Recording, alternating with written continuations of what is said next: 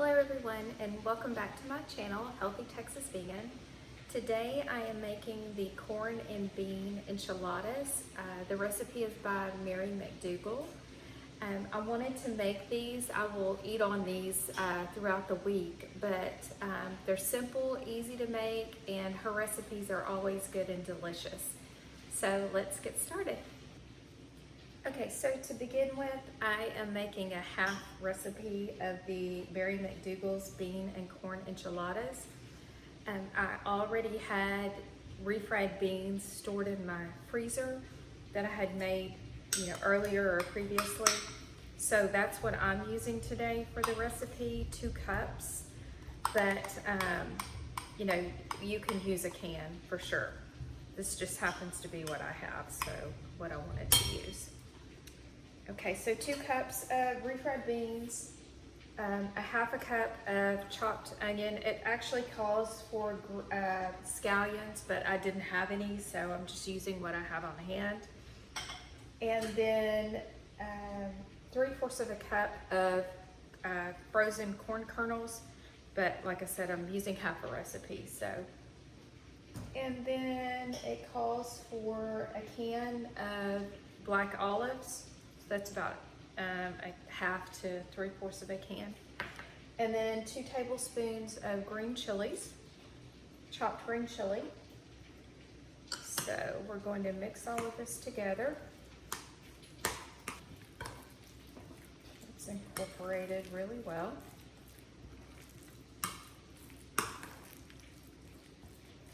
Okay, let's set that to the side for a minute.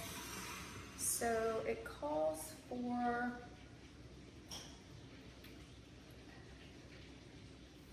to add 1.5 cups of enchilada sauce. So I'll add about 3/4 of a cup to my, this is an 8 by 11 pan.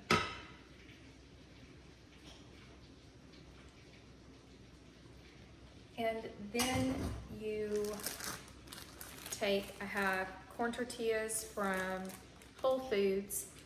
And these, I also use them from Trader Joe's, but I like these because simple ingredients, organic stone-grown corn, water, and lime, but they're cold out of the fridge so that they will not break when I try to roll them up. I'm going to dip them in my warm sauce to soften them up a bit.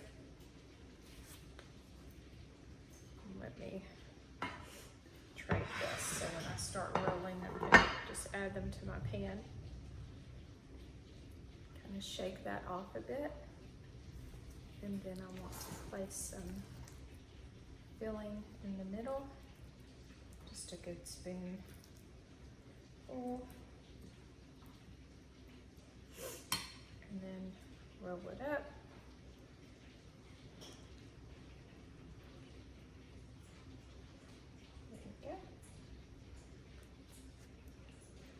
I will continue dipping my corn tortillas in the warm sauce.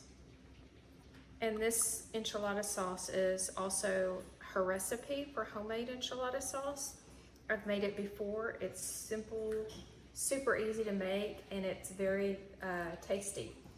And I think it's probably better than the, prepared enchilada sauce that you would buy at the store with preservatives and those extra ingredients that we do not need.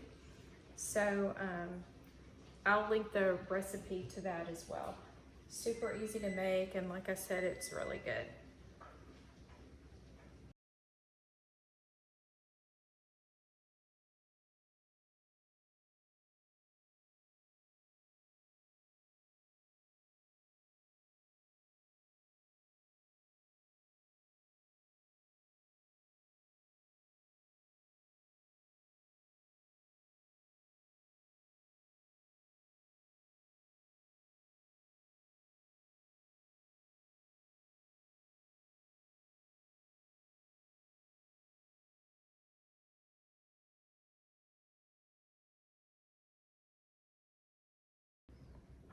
So after I roll this last one, I'm going to pop it in the oven. It's at 350 degrees for 45 minutes.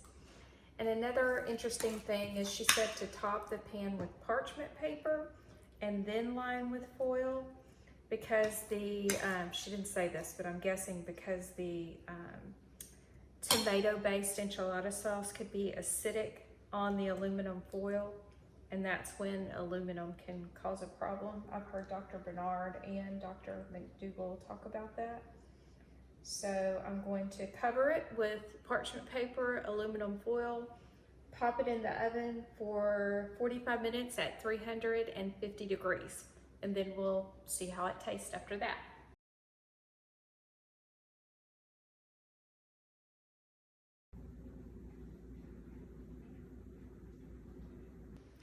So the corn and bean enchiladas are out of the oven and ready for me to give them a try.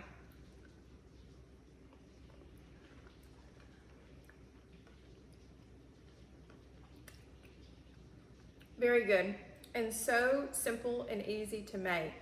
So yeah, I would recommend you try them. If you try it, let me know what you think.